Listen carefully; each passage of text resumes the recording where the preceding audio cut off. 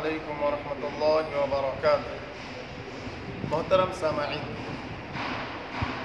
اس وقت عید الفطر کی نماز سے متعلق ہر کسی کو فکر ہو رہی ہے کہ اس لاک ڈاؤن کے زمانے میں قانونی کارروائی، قانونی پابندیاں ہوتے ہوئے ہم کس طریقے سے نمازیں ادا کریں۔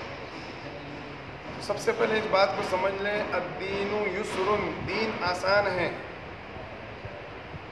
دین آسان ہے۔ کوئی اس بارے میں بہت زیادہ فکر مند اور بہت زیادہ پریشان ہونے کی ضرورت نہیں ہے، چونکہ یہ عید کی نماز ہے۔ شافعی حضرات میں یہ نماز سنت موقدہ ہے، شافعی سنت موقدہ ہے، اور اس نماز کو پڑھنے کا طریقہ، اس کا ادنا درجہ بھی ہے، اکمل درجہ بھی ہے۔ چونکہ اتنے سالوں میں ایسی کوئی لاک ڈاؤن وغیرہ کی کوئی نوعیت تھی ہی نہیں، تو ہم اپنی خوش و خرم مسجد میں آتے اور نمازیں پڑھ کر ایک دوسرے کو مبارکبادیاں دے کر اپنے اپنے گھروں پر روانہ ہو جاتے۔ لیکن اس مرتبہ مسجد میں آنے کی پابندیاں ہیں۔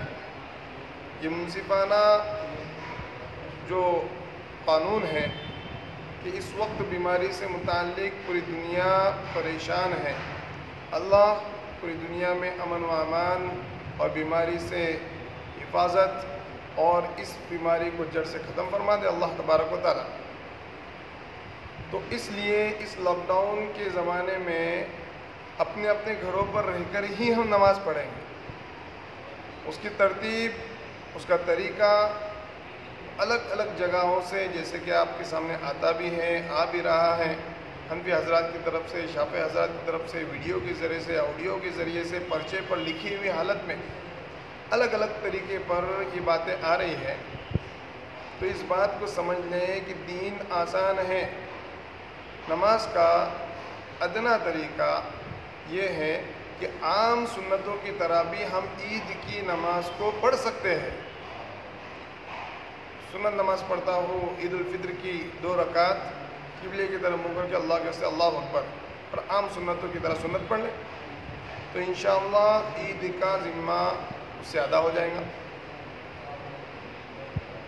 اور اکمل طریقہ، جیسے کہ ہم اتنے سالوں میں پڑھتے آئے ہیں، اب بھی پڑھنا چاہتے ہیں، لوگوں کی سوچ ہے، فکریں ہیں، تو اس کے اندر کہ 12 زائد تکبیرات کہ سنت نماز پڑھتا ہوں عید الفطر کی 12 زائد تکبیرات کے ساتھ ادا کرتا ہوں اللہ کے واسطے اللہ اکبر۔ اگر اکیلا ہی پڑھ رہا ہے تو اکیلا بھی اپنی اتباع سے نیت کر سکتا ہے، اور اگر جماعت کے ساتھ پڑھ رہا ہے تو یا تو وہ مقتدی ہوگا یا تو امام۔ اگر امام ہے تو نیت کرے گا میں سنت نماز پڑھتا ہوں عید الفطر کی 2 رکعت 12 زائد تکبیرات کے ساتھ اس جماعت کا امام بن کے اللہ کے واسطے اللہ اکبر، اور مقتدی اس امام کی ابتدا کی نیت اس امام کے پیچھے نیت کریں گے۔ اور پہلی رکعت میں 7 تکبیرات ہوں گی، دوسری رکعت میں 5 تکبیرات۔ پہلی رکعت میں جب ہم نیت کرتے ہیں اللہ اکبر، جس تکبیر تحریمہ کہتے ہیں پہلی تکبیر، اس کے بعد ہمیں 7 تکبیرات کہنی ہے۔ اس سے پہلے پہلی تکبیر تحریمہ جب اللہ اکبر ابتدا میں ہم کہیں گے، اسی وقت وجہت وجہی للذی فطر السماوات والارض حنیفا مسلما وما انا من المشرکین ان صلاتی ونسکی ومحیای ومماتی للہ رب العالمین لا شریک له وبذلک امرت وانا من المسلمین۔ یہ توجیہ وجہت پڑھیں گے، اور اس کے بعد اگر تنہا پڑھ رہا ہے تو اللہ اکبر، پھر تیسرا کلمہ سبحان اللہ والحمدللہ ولا الہ الا اللہ واللہ اکبر، یہاں تک بھی پڑھ سکتے ہیں۔ اس کے آگے لا حول ولا قوت الا باللہ العلی العظیم بھی پڑھ سکتے ہیں۔ ہر 2 تکبیر کے درمیان تیسرا کلمہ پڑھیں گے آہستہ۔ اگر اکیلا پڑھا ہے تو اپنی پڑھ کی نماز فارغ ہو جائے. اس کے بعد خطبے سے متعلق اگر اکیلا پڑھ رہا ہے تو خطبہ نہیں ہوگا. ظاہر سی بات ہے اکیلا کسی خطبہ سنائے گا, وہ کوئی مسئلہ بھی نہیں, نماز بھی ادا ہو جائیں گی. اور اگر 3-4 افراد ہیں بھی جماعت کے ساتھ پڑھ رہے ہوں تو اسی طریقے پر پہلی رکعت اپنی ادا ہوں گی 7 تکبیرات توجہ پڑھ کر, پھر 7 تکبیرات اور 2 تکبیر کے درمیان میں تیسرا کلمہ سبحان اللہ والحمدللہ ولا الہ الا اللہ واللہ اکبر تک بھی پڑھیں. اس کے آگے تھوڑا جو ہے ولا حول وغیرہ وہ بھی پڑھنا چاہے پڑھ سکتے ہیں. تو پہلی رکعت امام کے ساتھ ادا کریں. دوسری رکعت میں بھی جیسے سجدے سے کھڑے ہو گئے اللہ اکبر کہتے ہوئے, اب کھڑے ہو کر جب تکبیر دوسری کہیں گے اللہ اکبر 5 تکبیرات جو دوسری رکعت میں, اس وقت میں ہم 2 تکبیرات کے درمیان تیسرا کلمہ پڑھیں. اور اگر امام کے ساتھ جیسے کہ ہم پڑھ رہے ہیں تو پہلی رکعت میں 7 تکبیرات کے بعد کچھ نہ پڑھیں, امام صاحب سورت یا کوئی سورہ فاتحہ کوئی سورت پڑھ لیں گے. دوسری رکعت میں بھی 5 تکبیرات ہو گئی, اب کچھ نہ پڑھیں بلکہ امام کی سورت فاتحہ اور کوئی سورت سن لیں اور مکمل نماز ادا کریں.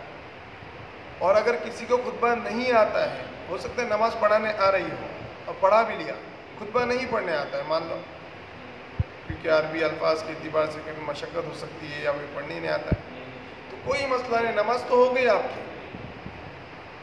خطبہ ایک سنت چیز ہے جسے الحمدللہ ہم بڑی اہمیت کے ساتھ میں سنتے بھی ہیں اور اسی کو ہم اپنے اعتبار سے عبادت کا اتمام سمجھتے ہیں, مکمل عبادت ہو. لیکن اس لاک ڈاؤن کے زمانے میں اگر کوئی ایسی حرج پرابلم ہے کہ ہم خطبہ کسی وجہ سے کوئی امام نہیں دے سکتا ہے, ظاہر سی بات ہے گھروں کے اندر 4-5 افراد جب نماز پڑھائیں گے تو اس وقت عربی جاننے والے بھی ہو سکتے ہیں, نہیں بھی ہے. اگر نہیں جاننے والا عربی پڑھنے کے اعتبار سے نہیں جان سکتا ہے تو کیا خطبہ دے گا, تو پریشان ہونے کی ضرورت نہیں, آپ کی نماز ہو گئی ہے. لیکن جسے خطبہ دینے آتا ہے تو وہ مصنون طریقے پر 2 خطبے دے, ممبر وغیرہ کی ضرورت نہیں ہے, اپنے اعتبار سے کھڑے ہو جائے اور خطبہ دے دے. لکھا ہوا خطبہ بہت ساری جگہوں پر واٹس ایپ کے ذریعے سے پہنچ رہا ہے.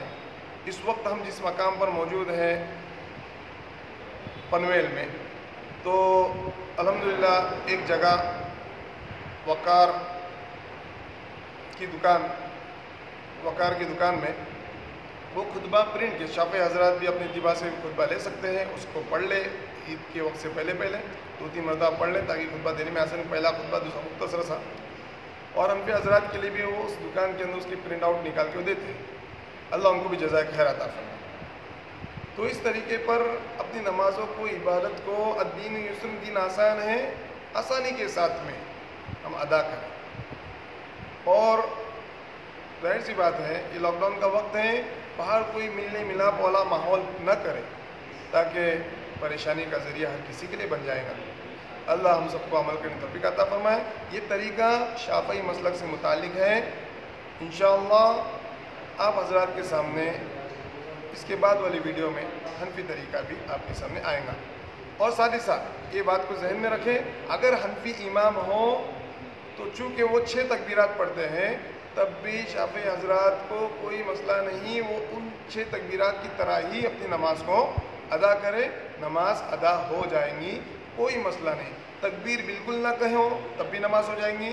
تکبیرات شافعی امام کے پیچھے رہ کر جیسا ہم پڑھ رہے ویسا پڑھو تب بھی نماز ہو جائیں گی. اور حنفی امام چونکہ 6 تکبیرات کہتے ہیں تو ان کے پیچھے بھی اگر کوئی شافعی مسلک سے متعلق کوئی مقتدی پڑھ رہے ہوں تب بھی نماز ادا ہو جائیں گی.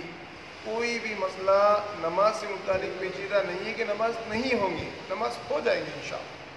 اس لیے اس بات کی فکر کریں, لحاظ کریں, دعا کریں کہ اللہ تبارک و تعالیٰ اس پوری دنیا میں جو آئی ہوئی مصیبت ہے اس کو جلد از جلد ختم کریں اور سکون اور اطمینان والی ہمیں زندگی عطا فرمائے.